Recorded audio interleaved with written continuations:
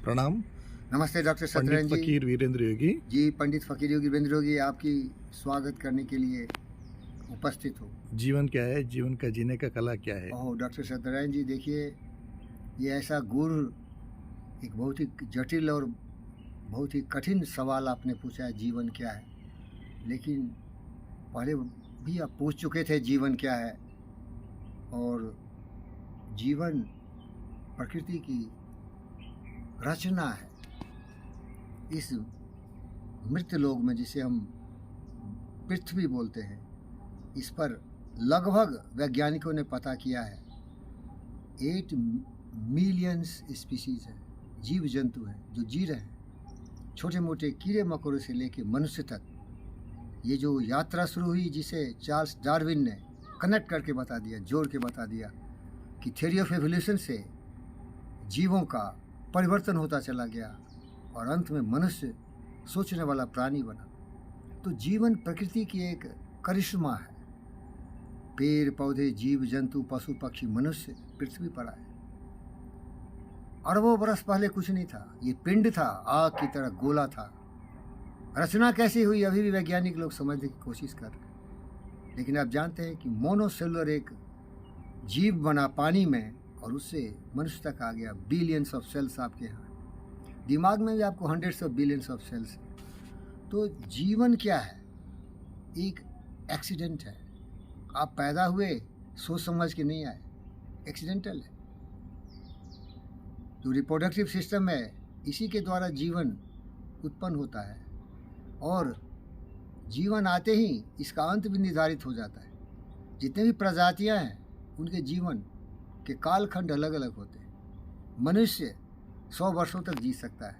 कुछ जातियां हैं जो 2-4 दिन के लिए, कुछ 15 दिन के लिए, कुछ तरह तरह से उनके जीवन के समय होते हैं। लेकिन जीवन जब हुआ तो जीवन जीवन होना चाहिए, जीवन मृत्यु नहीं होनी चाहिए। ये जिम्मेदारी होनी चाहिए। पशु पक्षी तो सोच नहीं सकता, इसीलिए वो जीवन जीने की कला है स्वार्थ। क्योंकि देखो, जीव मार जीव करहीं आहारा। अब देखो, आपको समझ में आया कि नहीं आया, या कभी सोचा नहीं सोचा, इतने जीव जंतु, पशु पक्षी, मनुष्य कैसे जी रहे हैं भाई? वो एक जीव दूसरे जीव को खा रहा है भाई।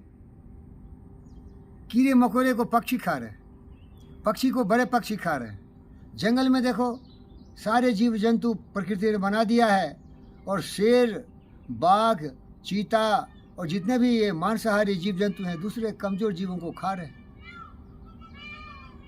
तो यही जीवन है, और दूसरे को मार के खा के वो जी रहे हैं। प्रकृति की रचना है। तो जीवन क्या है? प्रकृति की विडंबना है, प्रकृति की रचना है, और ये जीवन दुख का बोझ है। अब जो सोचने वाला प्राणी नहीं है, वो तो बिल्कुल लोभी है, लालची है, अत्याचारी है, दुराचारी है।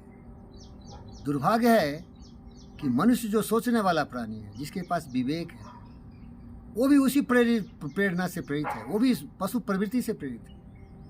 वो मनुष्य की सोच जो है उसको नहीं समझ पाया, वो भी वैसे जी रहा है। दुनिया को देख लो, जल रहा है दुनिया, जंगली जानवरों की तरह लोग जी रहा है, लेकिन जंगली जानवरों की तरह जी रहा है। जीवन की कला भी आप पूछे ना, जीवन की कला क्या है? वो केवल जी रहा है जंगली जानवरों की तरह।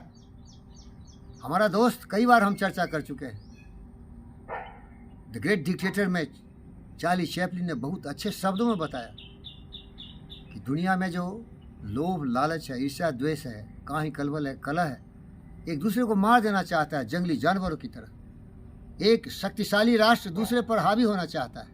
ये जंगली प्रवृत्ति है। जी रहा है, लेकिन वो भी तड़प रहा है। प्रकृति का नियम नहीं है कि दूसरे को तुम मार डालो, यह है मार डालना। लेकिन प्रकृति का नियम ये भी है कि साथ मिल के जियो भाई। लेकिन ये प्रकृति का सबसे बड़ा भूल हुआ कि मारने की प्रवृत्ति लोगों में आ गई। अब मैं कंट्राडिक्ट कर रहा हूँ, दूसरों का एक दूसरे से विरोधाभास हो रहा है। प्रकृति तो बहुत कुछ देती है, हवा देती है, पानी देती है, आपको पृथ्वी से सारे खनिज पदार्थ आते हैं जिससे आपकी जीवन चलती है। लेकिन प्रकृति इतना खतरनाक है ना कि उसकी जो संतानें हैं एक दूसरे को मार रहे। प्रकृति का नियम है। मैं दुखी हूँ भाई। मनुष्य को चाहिए कि प्रकृति के नियम को बदल दे। अगर मैं सृष्टि करता होता तो कोई भी ऐसा चिड़िया नहीं बनाता ईगल और बाज के हमारे भोले भाले चिड़ियों को मार के खाए। मैं ऐसी रचना करता जहाँ केवल प्रेम हो, सहयोग हो। यही जीवन कला है, साथ मिल के चलना, सहयोग करना। जंगल में सभी जीव जंतु मिल के जीते, लेकिन क्या करूं, मैं तो बहुत कमज़ोर हूं भाई।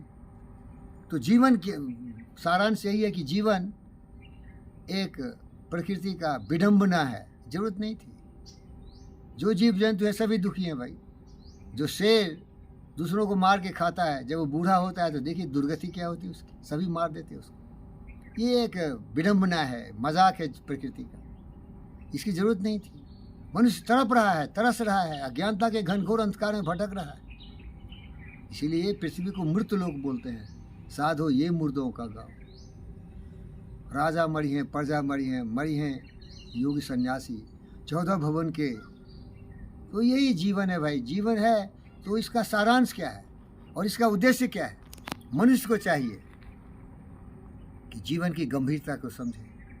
यहाँ दुख है, यहाँ खुशियाँ भी है, यहाँ धूप भी है, यहाँ छाँव भी है। लेकिन अगर कोई मनुष्य बुद्ध के विचारों पर चले, दूसरों को भी मदद करे, ज्ञान की रोशनी में दुनिया को चलाए, तो जिंदगी खुशहाल हो सकता है। आज डॉक्टर सत्यनारायण खुशहाल है। ये फकीर पंडित योगी दुखी तो होता है लेकिन खुशहाल हो जाता है, क्योंकि ये सोचता है जिंदगी तो है ही भाई, दुख सुख तो होते ही रहते हैं। लेकिन तुम जानबूझ के दुख का उपार्जन मत करो, दुख का सृजन मत करो। दुख का सृजन कैसे होता? हिंसा से, चोरी डाकी, काम क्रोध मद लोभ मोह ईर्ष्या द्वेष से जीवन को यही बर्बाद कर देता है। जो मनुष्य ज्ञान नहीं जानता, पशु प्रवृत्ति से प्रेरित होता है, काम क्रोध मद लोभ ईर्ष्या द्वेष में दूसरों को भी बर्बाद करता है, खुद बर्बाद होता है। इसीलिए जीवन मिला मनुष्य तुम्हें, तो जीवन की कला भी सीखो।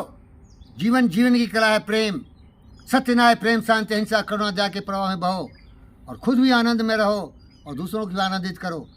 घंटों बोला जा सकता है, लेकिन इसको समाप्त करता हूँ ऋग्वेद के 191 वर्ष से 191 वर्ष से संगशध्वम समगचध्वम संबद्धध्वम संबद्धध्वम समो मानासि जानताम समो मनासि जानता देवा भागे यथा पूर्वे देवा भागे मेधा संजाना उपासते। आओ दुनिया के मनुष्य, जीवन हमें मिला है, साथ मिलकर जिए, सहयोग करें। जो गिरे हैं उनको उठाएं, जो दुखी हैं उनको भी खुश करें, उनके दुख सुख में भागीदार बने, और एक स्वर से बोलें कि हम सब एक हैं। ये पूरी पृथ्वी अपना परिवार है, सबकी खुशी के लिए जी रहे हैं। जीवात्माओं का भी हम सम्मान करें, क्योंकि वो बेचारे जीव जंतु पशु है, उनको ज्ञान नहीं है। तो ऋग्वेद ही हमें साथ देगा। और अंत में ये पंडित बोलता है, पोथी पढ़ पर जगमुआ पंडित भया न कोई, 2.5 अक्षर प्रेम का पढ़े समुद्र। प्रेम करो, प्रेम ही जीवन है, प्रेम ही योग है। मानसिक संतुलन बना के सही रास्ते चलना ही यही जीवन का मूल मंत्र है, सुख सुविधाओं का और मानव कल्याण का। ओम शांति। ओम शांति।